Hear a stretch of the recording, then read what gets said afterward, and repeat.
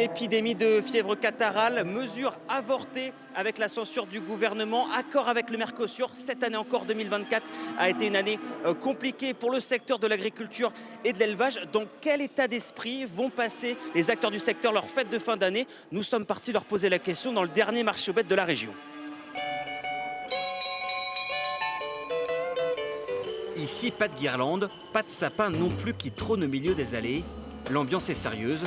On vient pour négocier le prix des bêtes. Bon, combien que tu veux les acheter? Des éleveurs, des marchands inquiets pour leur avenir qui abordent avec morosité ces fêtes de fin d'année. On va se changer les idées d'abord parce que l'année a été difficile.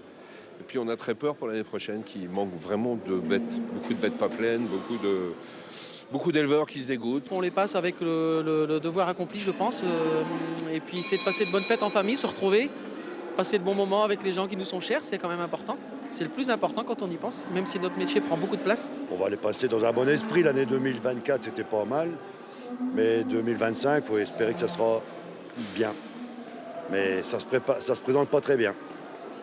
Vous arrivez à garder l'esprit de Noël, l'esprit de fête malgré tout? Oh bah oui, on est des battants, nous. On est des battants.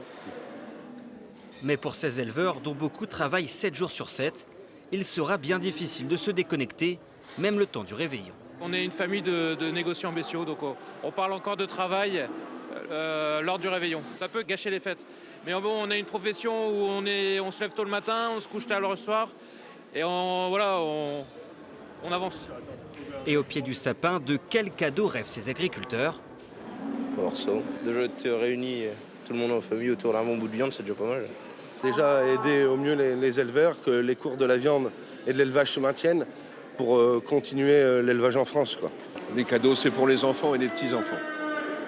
Pour le secteur, Le reste, on n'a pas besoin de cadeaux, on a juste besoin de pouvoir travailler sereinement, c'est tout. Quant à ces bovins, il est bien difficile de les sonder, même si à l'évidence, il ne manque pas de curiosité.